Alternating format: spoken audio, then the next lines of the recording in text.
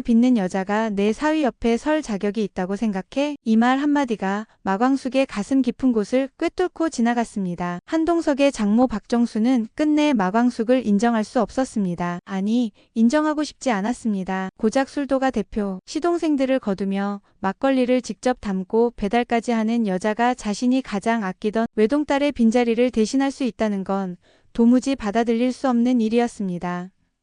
하지만 박정수가 알지 못했던 진실이 있었습니다. 마광숙은 돈도 지위도 아닌 그저 한동석이라는 사람의 진심을 보고 사랑하게 된 여자였습니다. 그 시작은 술도가를 지키려는 절박한 의지였고 그 중심엔 오형제가 있었습니다. 박정수는 마광숙을 처음 본 날부터 마음에 들지 않았습니다. 엘리베이터에서 들었던 한마디 오빠는 그녀의 뇌리에 박혀 지워지지 않았습니다. 자신의 딸은 그토록 조신하고 기품 있는 말투로 살았는데 이 여자는 웃으며 오빠를 부르다니. 박정수가 처음 마광숙이라는 이름을 들은 건 한봉과의 전화기 너머에서였습니다. 할머니, 요새 아빠 만나는 분이 생겼어요. 오빠랑 전 최근에 만나서 같이 식사했어요. 그분 이름이 마광숙이래요. 그 말을 들은 순간 박정수의 등줄기에 싸늘한 전율이 흘렀습니다. 광숙? 이름부터 뭔가 촌스럽잖아. 대체 어디서 그런 여자를. 박정수는 곧바로 지인을 통해 마광숙에 대한 정보를 모으기 시작했습니다. 결과는 예상보다 충격적이었습니다. 시완 우체국 창구 계장 출신, 현재는 독수리 술도가 대표, 막걸리를 만든다는 것,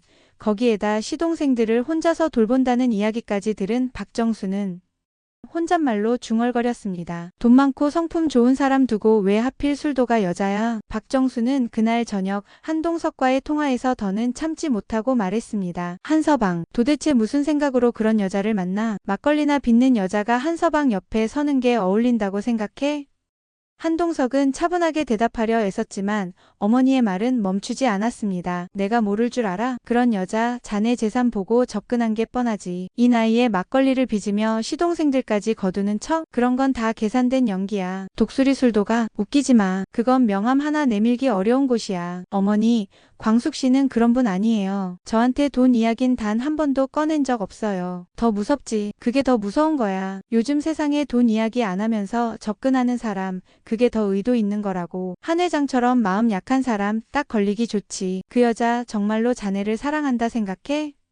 제가 먼저 좋다고 따라다녔어요. 시동생들이 아직 자리도 못 잡았고 시동생들에게 미안해서 몇 번이고 절 밀어냈던 여자예요. 하지만 박정수는 마동석의 말이 귀에 들어오지 않았습니다. 그저 한서방이 돈을 노리고 접근한 여시 같은 여자에게 홀린 건 아닌가 우려가 되어 견딜 수 없었습니다. 통화 후에도 한동안 가슴이 진정되지 않았고 불안감이 커져갔습니다. 그녀의 눈에 마광숙은 딸의 자리를 노리는 사기꾼처럼 보였습니다. 안 되겠어. 내가 한국으로 들어가서 직접 만나봐야겠어. 박정수가 호텔 로비에 도착한 건 저녁 식사 약속 시간보다 10분쯤 이른 시간이었습니다. 늦는 걸 싫어했던 성격 탓이었습니다. 하지만 이번만큼은 한 걸음 빠르게 도착하고 싶었습니다. 그 이유는 단 하나, 자신의 사위 한동석이 요즘 만난다는 여자 마광숙이라는 여자를 누구보다 먼저 더 냉정하게 판단하기 위해서였습니다. 한 회장님이 오늘 저녁 식사 동반하신다고 예약돼 있습니다. 라운지 입장 전 엘리베이터를 이용해 주세요. 호텔 직원의 안내에 따라 박정수는 조용히 엘리베이터 앞으로 향했습니다. 그런데 오빠, 엘리베이터 놓쳐요. 귀에 거슬리는 소리가 들려왔습니다. 박정수는 반사적으로 고개를 돌렸습니다. 엘리베이터 문이 열리는 틈 사이로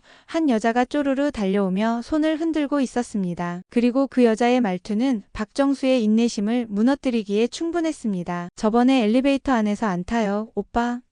라고 한 것도 모자라서 직원들이 다 있는 데서 한 회장에게 아무 거리낌 없이 오빠, 오빠 거리다니 용납할 수 없었습니다. 오빠 오빠란 소리 들으니까 어때요? 그나저나 나 너무 떨려요, 오빠. 마광숙의 웃음 섞인 장난이었습니다. 한 회장은 주의를 의식해서인지 작게 말했습니다. 목소리 좀 낮춰요. 누가 들으면 어쩌려고 그래요. 그런 말은 둘이 있을 때나 실컷 해줘요. 둘이 있을 땐 안 하더니. 하여간 청개구리가 따로 없네. 하지만 마광숙을 나무라면서도 한 회장의 표정 표정 또한 마냥 싫지만은 않은 듯 얼굴에 웃음이 번져 있었습니다. 오빠, 품격이라고는 눈곱만큼도 없는 여자구나. 엘리베이터 문이 닫히며 박정수는 다시 가슴속으로 독한 말을 삼켰습니다. 이 여자였구나. 한서방이 요즘 만난다는 그 여자. 이딴 말투로 사람을 홀리는 건가? 오빠, 호텔에서 그런 소리를 하며 깔깔대는 여자라니. 박정수는 그렇게 마음을 굳혔습니다. 어느새 먼저 떠나간 자신의 외동딸을 떠올렸습니다. 조용하고 단정했고 나서지 않으면서도 말 한마디마다 품위가 배어 있었던 그 아이. 그에 비해 방금 전 그 여자는 단 한마디로 모든 걸 망쳤습니다. 첫 인상이 아니라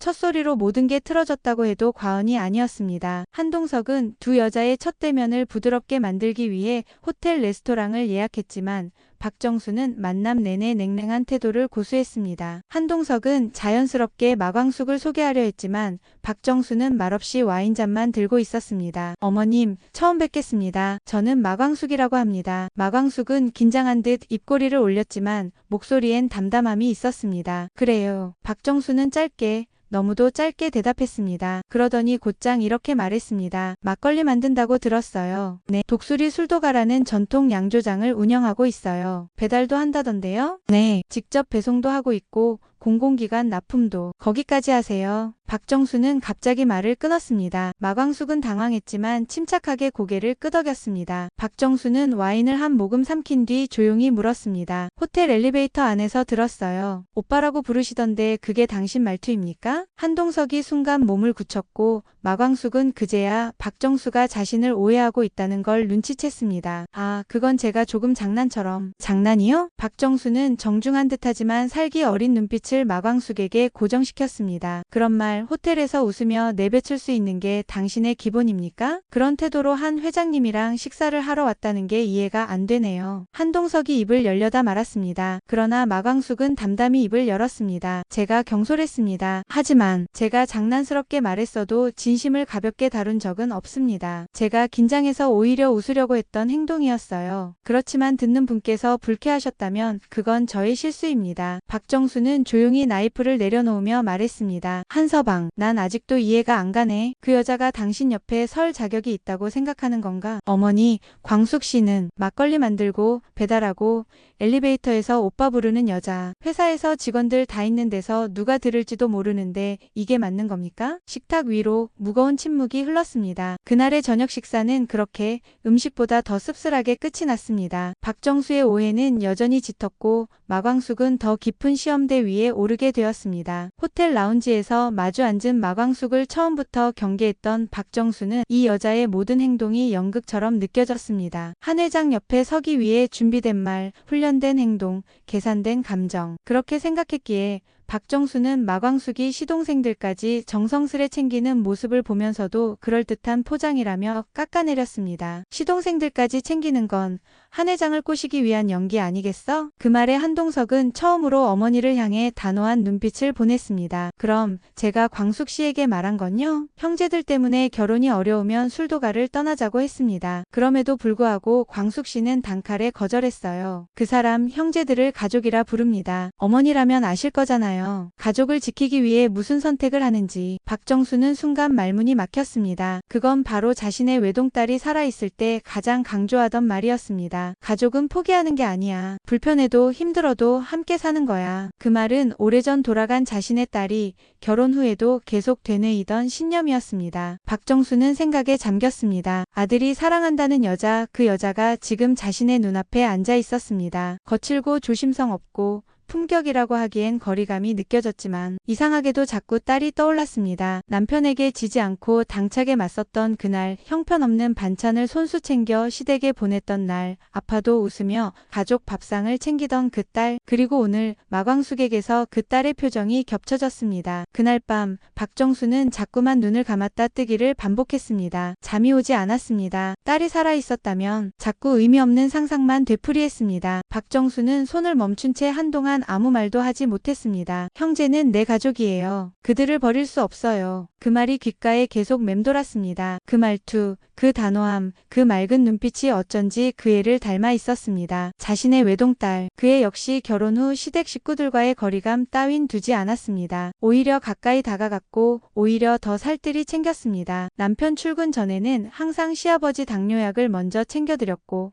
추석이면 직접 송편을 빚어 시댁 어른들 손에 넣어드리던 딸, 식탁에서는 시어머니 수저부터 놓았고 병원에 입원했을 땐 자신의 병간호보다 시아버지 진료 일정을 먼저 확인하던 딸이었습니다. 박정수는 한 번도 그렇게 하라 말한 적 없었습니다. 그런데도 그 애는 묵묵히 아무도 시키지 않은 일을 자발적으로 했습니다. 그리고 마지막까지도 엄마, 나 아플 때 시댁 식구들 찾아오는 사람 한 명도 없더라. 그 사람들한테 내가 필요했던 건 가족이 아니라 일꾼이었나 봐. 그때는 그 말을 듣고도 박정수는 조용히 딸의 손만 쥐어줄 수밖에 없었습니다. 지금은 그 말을 잊은 줄 알았는데 그 말과 똑같은 말이 마광숙의 입에서 흘러나온 것이었습니다. 형제는 내 가족이에요. 그들을 버릴 수 없어요. 딸이 그토록 원하고 소중히 여겼던 그 가족이라는 단어를 이제는 마광숙이라는 여자가 이어가고 있었습니다. 그 순간 박정수의 마음속에서 무언가가 부서지는 소리가 났습니다. 오해였을까? 아니면 인정하고 싶지 않았던 진심을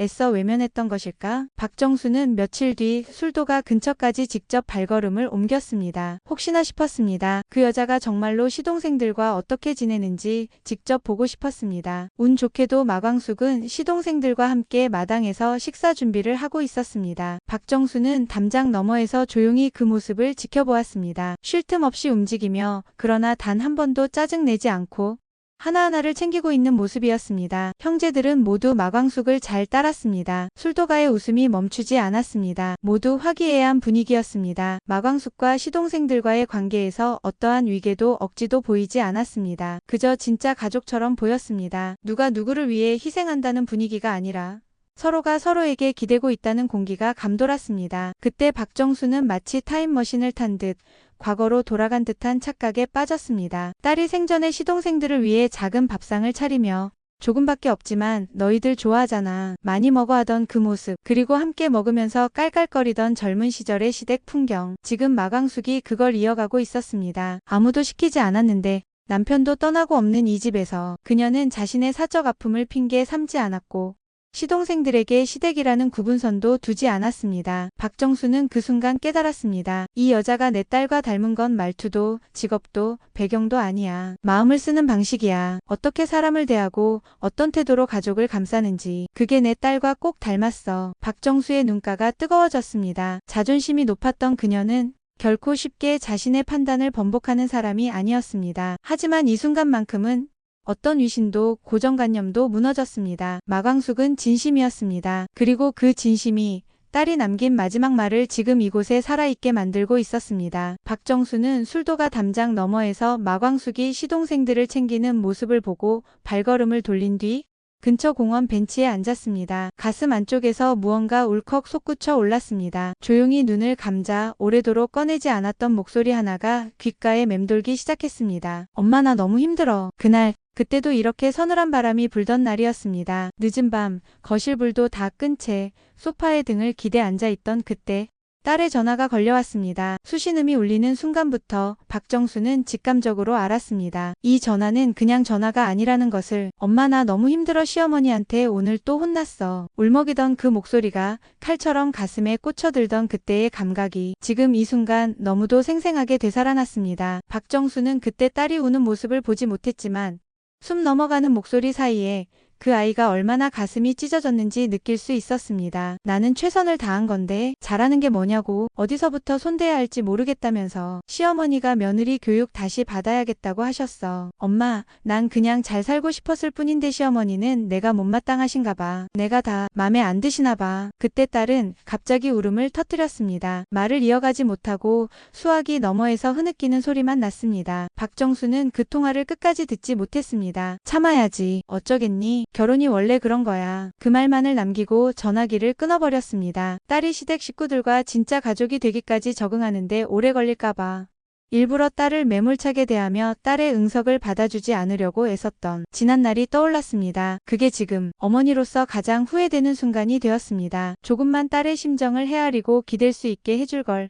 너무나도 후회가 되었습니다. 하지만 너무 늦은 후회였습니다. 그 아이가 그렇게 괴롭고 힘들어할 줄은 상상도 하지 못했습니다. 박정수는 벤치 위에서 조용히 눈을 떴습니다. 마광숙의 환한 얼굴이 다시 떠올랐습니다. 시동생들을 챙기며 웃고 있던 모습, 그 웃음이 너무도 딸의 웃음과 겹쳐 보여서 마음이 흔들렸습니다. 하지만 바로 그 겹침이 또 한편으로는 분노를 일으켰습니다. 너도 그 아이처럼 그렇게 다 참고 살아가진 않겠지? 다들 너보고 착하다며 웃지만 정작 내 마음은 아무도 안 들여다보는 거 아닐까? 그렇게 박정수는 마음 한 구석에서 고개를 들던 마광숙에 대한 신뢰와 또 다른 구석에서 다시 솟구치는 딸을 지켜주지 못한 죄책감 사이에서 조용히 무겁게 갈등하고 있었습니다. 눈앞에 아무도 없는데 눈물이 고여 올라왔습니다. 미안해 엄마가 너를 지켜주지 못했구나. 또다시 바람이 불었습니다. 박정수는 조용히 두 눈을 감았습니다. 가슴 깊숙이 감춰두었던 그 죄와 후회가 피멍처럼 번져나가고 있었습니다. 광숙씨. 며칠 후 박정수는 처음으로 마광숙에게 전화를 걸었습니다. 그 말투는 여전히 냉정했지만 목소리엔 어딘가 다른 결이 있었습니다. 나랑 잠깐 볼 수 있을까? 마광숙은 떨리는 마음으로 약속 장소에 도착했습니다. 박정수는 먼저 도착해 있었고 오랜만에 화장기 없는 얼굴이었습니다. 두 사람 사이엔 오랜 침묵이 흘렀습니다. 그리고 박정수가 먼저 입을 열었습니다. 당신 내 딸이랑 닮았어요. 뜻밖의 말에 마광숙은 눈을 동그랗게 떴습니다. 우리 애도 가족 챙기는데 목숨 걸었거든요. 가진 건 없다고 자신은 부족하다고 하면서도 항상 주변부터 돌봤어요. 딸의 그런 모습이 지금은 더 미안하고 더 그리워요. 마광숙은 조심스럽게 고개를 끄덕였습니다. 그 말 너무 따뜻하네요. 저도 부족한 사람이지만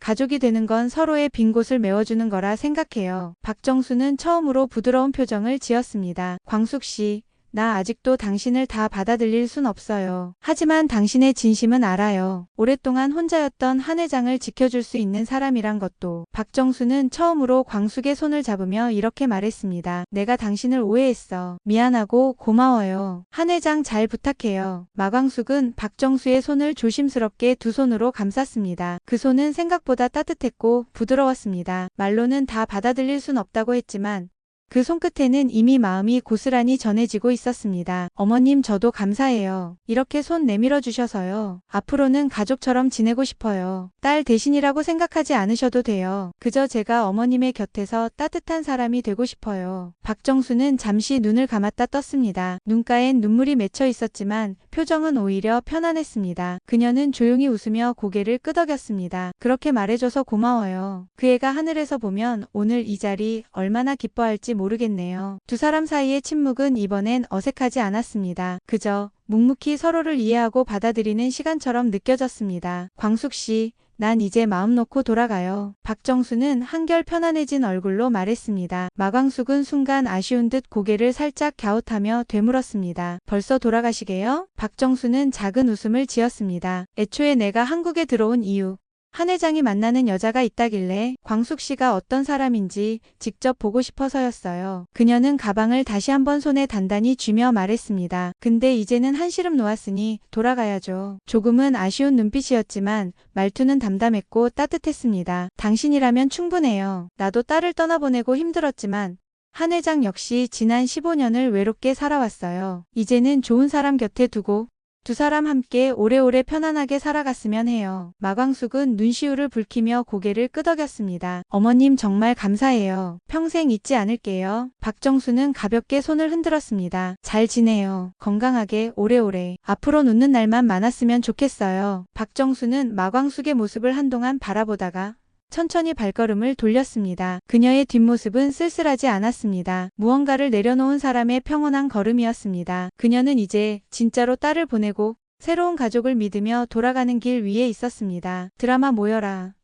오늘 이야기는 여기까지입니다. 이 채널의 영상들은 저의 상상이 들어간 예상 스토리로 본 드라마의 내용과 다를 수 있음을 알려드립니다. 재밌게 보셨다면 구독, 좋아요, 알림 설정까지 해주세요. 여러분의 의견도 댓글로 남겨주세요. 다음에도 재밌는 이야기들로 찾아오겠습니다. 감사합니다.